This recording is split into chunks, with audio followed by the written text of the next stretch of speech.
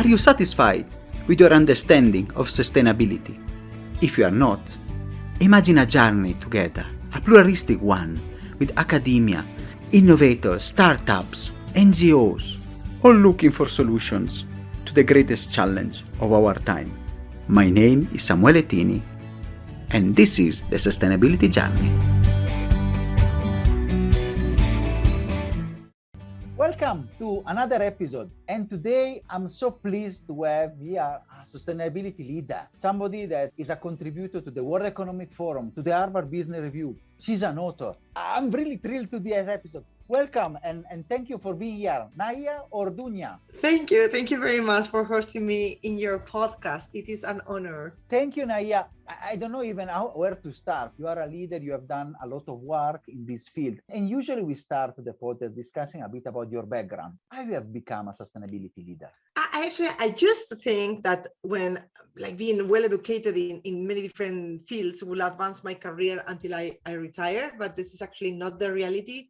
I have had to reinvent myself so many times in my professional life because, there was a crisis, or I was made redundant, or I needed a new challenge. So I realized that it not only happened to me, but happened to also many other people. And some people struggle to find the next opportunity. So I have a big belief. I believe the world will be a better place if we all make the best use of our talent. So then I decided to take this as an opportunity, and I started focusing my energy to guide people to get new careers in the digital workplace. So I am an engineer, and I strive to bring technology topics closer to the people and share my expertise. So in that journey, I realized that more and more people are looking for the next opportunity, and it is more linked than ever to purpose. Like, people really want to make the world a better place. So I decided there to learn more about sustainability and how to help others to pursue a career with impact. And since then, I talk to many people, I'm involved in many initiatives, and I share my thoughts in different ways. So I'm very happy to be here in this podcast and share some tricks to pursue a career in sustainability with all of you. I'm sure that is the another topic with the great resignation, and really the people and the millennials that are really wanting to work with company, their purpose and sustainability. You are the right person, and we will discuss also your insightful article on the Harvard Business Review on that. Before that, I want to take a step that, in your book, you talk the future of work, and you already hinted a bit about that. Can you explain a bit what is the future of the work and how is it going and where? Just to bring some fact here on the table. So the World Economic Forum released a report the future of jobs like 2020. I estimate that 2025, which is in a couple of years, 85 million jobs may be displaced. So a lot of jobs will disappear. But this is not something I don't want the people of your podcast to panic. Actually, what I want to share is that the same report predicts that more roles will open. So 97 million jobs. So instead 85 disappear, 97 million jobs will appear. And these are the jobs of the future. So when I talk about the future of work, I talk about find your job of tomorrow. And actually, these are better opportunities. The good news for today, this future of work, these new jobs, there are plenty of diverse opportunities for workers who want to make an impact. So there is no unique career path when it comes to sustainability. You don't need to just drop what you are doing, put aside what you learn, and build a green career. So sustainability is actually a broad and a relatively new field. It's not going anywhere. It's going to stay with us. And it is expanding because as society becomes more educated, the consumers' demands are changing. So more people are asking for sustainable products, for sustainable practices, and they make more conscious efforts to choose green brands. So this is bringing to a lot of new jobs. Businesses are reacting, and they are developing practices friendly with sustainability and solutions in every function. And the good news, as I said, these jobs are new, so you don't compete with somebody with 10 years experience in that job. So the playing field is even, new people can reinvent and find new opportunities in the sustainability area. And thank you so much for the good news. So there is hope also for me. Yes. And everybody, it's really interesting. And you use the word reinvention, and your book I think it went out in the printing in 2020. It's called your digital reinvention. So also, in the technology, what is the topic of the book and how you are putting insights there? So I'm just helping the people to thrive in this digital world. Like I think that nowadays, thanks to the technology and this digital world, we can shape our next steps easier. For example, we are here today, we are sharing ideas and the people hear us in different places of the world at different time. I found this fantastic. So each of us has the opportunity to use the digital advantage and find their next step. Now, thanks to technology, we can learn easier, we can connect easier to each other, we can share our knowledge easier as long as we are connected. That's why my book was like a blueprint to help people reinvent themselves and find their job of tomorrow. Wonderful. And now I want to ask the question that is, I think, on everybody's mind who is listening to us. Which tip can you provide? I know I read your wonderful article about how to find a job in sustainability, and then you have written the book. Which are the tips that you can share also to people to get there? So I'm going to give like kind of 5 steps. As I come from this tech world, I always talk about 5 sprints. This means focus on one, and when you are like done with it, you go to the other, like make your own path. And for me, the first one is like get inspired, no, get your inspiration.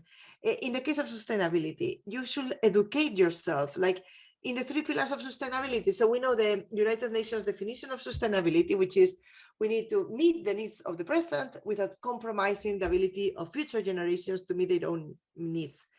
People usually think this only automatically in the environmental part, but actually has 3 pillars, right?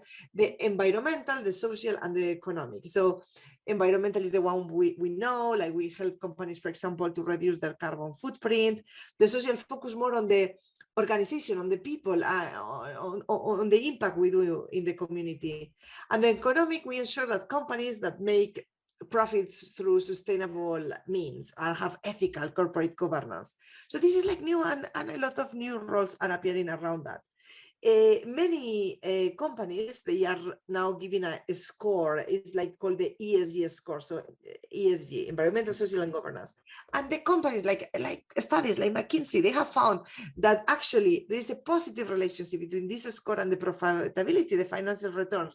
So no wonder that the companies want to invest on them. So you should like learn about this. I also advise to the people to go to the UN and United Nations and learn about this 17 Sustainable Development Goals, because you get a lot of inspirations. So look at that, look at the talks, and stay like, I will advise, stay like 2 weeks just reading, learning, getting the idea of like the possibilities of what is sustainability. It's the 2 weeks there. And when you think now you have the big picture, you know what it is, then you can go to the second sprint.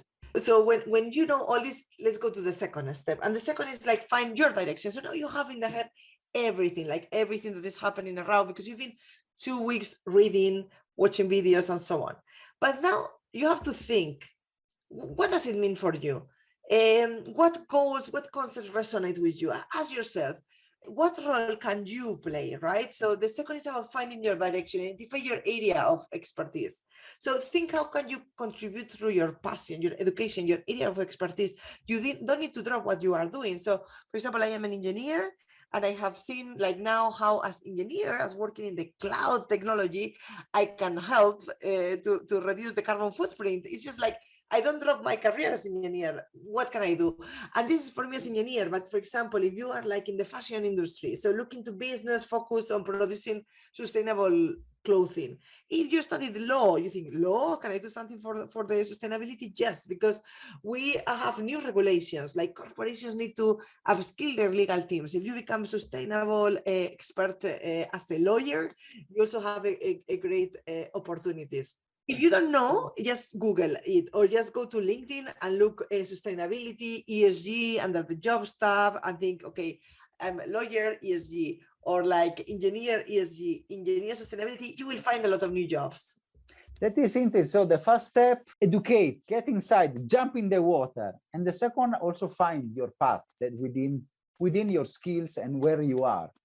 And then which is the next one in this in this marathon. So the next is like when you know your job of tomorrow, your job of sustainability of tomorrow, then you should upskill on that, right? It's when you know the job, it's so much easier to figure out what you need to get there, right?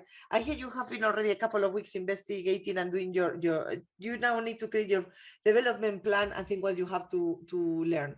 So actually there is like also from the United Nations, there is like a study, a Green General Skill Index, and this identifies 4 main types of skills, which are like quite important. Ones are like these technological and engineering skills. So for example, as I said, cloud technology, we have like a growing demand of technical expertise to reduce the energy consumption, improve efficiency in the cloud. So if you are in that area, is the area where I am, you can upskill in the sustainability in the cloud. But also the second group is the science-based skills. So these are like biology, physics, are super important for the utility sector, focus on helping infrastructures transition to sustainable sources of energy. So you can do something in the energy. So go do those green skills. But also a third one that a lot of people relate to this is the operational management skills. So all the organizations need to now get into the sustainability. So say they need people that they can really have an overall understanding of how a company operates and communicate with internal, with external stakeholders. So operational skills are also needed there. And also there is other category, which is the monitoring skills, because as I said, like a lot of like now businesses need to report this ESG score. So there are new jobs in compliance, inspectors for tracking, assessing, understanding the technical criteria. So whether you have the monitoring skills that you can develop them, operational management, technology for sustainability, physics. So depending on your background, what you want to do, you can get some trainings. Nowadays it's super easy to get trainings like virtual trainings, and then you can upskill yourself. So getting ready for that. I think everybody now should jump and start. And the skills are really broad, from the monitoring, there is a boom of certification and people, consultants that are needed there to support. The operational management is the bread and butter. If you don't, and also people that they are there, working and doing bolts, how can do bolts more sustainably? And the science-based and the engineering. As you said, you are in the world of engineering and web. The web, if it was a country, it would be the 7th largest polluter. So there is need for now upskilling there because it's an emergency. And now, okay, we have studied. Now we are there. Where do we go? It's important to follow this order, because you cannot just start upskilling if you didn't think what you wanted to do first. But now, when I was like some years ago, I would have thought, okay, if I'm upskilled, I'm ready. But no. I think the last 2 steps are very important. The fourth one is the networking, because the sustainability sector is very broad. So how can you find exactly where you need? So networking is a great way to get inspired, to discover new areas of interest. So there are like multiple professional networks on sustainability. You can join some of the networks. You can, as you say, like connect with the people as we are doing now, and get experts. Go to LinkedIn and find professionals. Yes, networking usually is what brings to the right opportunities. And just contact the people, join networks, join events, and find out more. I have been reinventing myself many times in my life, and I found networking very key for succeeding. Also follow the podcast, you will get wonderful. Exactly, follow this podcast, learn with the people that are coming in this podcast. Yeah. It's really important, and this networking has taken you also to the heights that you have reached. And now you are done. What is the 5th one? So the last one, I always believe that we should share what we know to make the people better. So sharing helps the people around us because we share with them, helps the community. If we all share what we know, the communities will be better. But ultimately, it also helps you, because when you share, you put your thoughts in order, and you research, you get challenged, you get a better version of yourself. So it's also like a way to become more visible for potential employers or attract the right recruiters, because for example, if you use a professional site like LinkedIn and you start developing your green brand on social media, so you can create content, you can share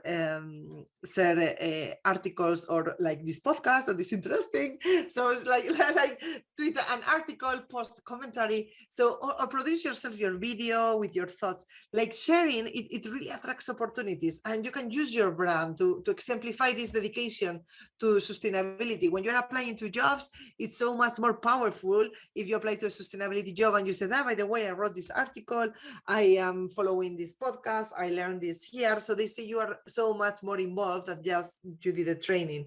And this is very good, especially when you apply to the right company. So I will also advise you, like, when you apply to a role, reach out to companies that have clear sustainability goals, and then you can share your brand and what you've been doing. It's quite powerful. Wow, thank you so much. This is a very practical tip and tool to use. And as we always say, and also the spirit of the posters, we try to give, and I'm sure philosophy that, gods, they will give you back. So that is also a good point of view, and sharing the karma. And so the sharing will be, it is a stepping stone of everything. And I think it's important, especially in the sustainability field. I hope now people are taking notes and they are using all your wonderful tips. We also put the article, of course, in the description, so that they can go and read and even contact and discuss. One thing that is peculiar to the podcast is that it may be also in the sustainability world, because I was reading an article for my dissertation saying, B Corp, certified B Corp that are women-led and women-owned, they have better results. And even on the posters, we are proud to say we have a bit gender imbalance. We have more than 90% of guests are women, and you are a women leader. Usually we ask to people like you are in the STEM, you are also working, how to diversify. I want to ask you a bit about your being a woman leader, and especially in the field of sustainability and work. A bit of your insights and, a bit of your thoughts. Yeah, so yes, in the field of the technology, there are not so many women, there are not so many women justice. I think it's very related to sustainability. Sustainability has one dimension on social justice, and there should be equal opportunities to everybody, no matter your gender, but also like your age, your background, your nationality, what you speak. So I think it's very relatable, and we should work to make this world a better place, a more inclusive place, because that will benefit all of us. So for me, from my personal experience, I have to say that I felt sometimes challenged as a woman in tech, especially when I was pregnant and I was having the kids, and what are you going to do? Continue working? What happens? So this is where I had this okay, I'm going to focus my energy, instead of justifying what I'm doing, to trying to bring more diverse talent and help more diverse talent. So in fact, the idea for me writing the book is to help people, no matter the background. I made sure I was interviewing people from all the background, age, gender parts of the world, and then get a better view and help the people to find their job. So it's something I have very much in everything I do, trying to help people of diverse background to find their place, because we need talent, and we need more and more talent, diverse, because it's the way we get also more creative. And as I said in the beginning, this world will be so much a better place if we can all make use of our talents. Can you imagine everybody using their talent at their best? As humans, we will get so much more. And this is this personal mission now, and that's why I have the book. I organize events after work to help people to go to digital careers and so on. Wow. And Nahia, I think your personal mission it's a wonderful one, and you are really fostering the talent development, and the work you are doing with your article and your books. It's really in line, and they are helping people, and I'm sure are also helping people that are listening to us on how to move, and notwithstanding the accents, notwithstanding the background, and notwithstanding the gender, notwithstanding the sexual orientation, to have a focus and work in these fields. It's really important. And we are approaching now the end of such an insightful episode. Usually we ask the final call for action to the audience, the people that are listening to us. Great. So I will tell them just for the information of you listener, there is a job in sustainability for you. So please follow the steps, the 5 steps we just shared, and please share your journey with us. So contact us in social media. I want to hear more. I get contact with people who follow the steps, get a new job. I want to hear you. Wonderful, yes, and we'll do it. I will also put myself in that path. Exactly. Join the movement. There is your job of tomorrow in sustainability. New jobs, no competition, nobody has the experience, so you can shape it. You can say wonderful, and then we create a community of people that they want to make an impact and a purpose in this part. Exactly. Let's go for it. Yeah, that's the point. Thank you so much, Nahia. It's been a real pleasure. Great episode. Thank you so much. No, thank you. It was fun. Are you satisfied after this wonderful episode? Let's continue together our sustainability journey.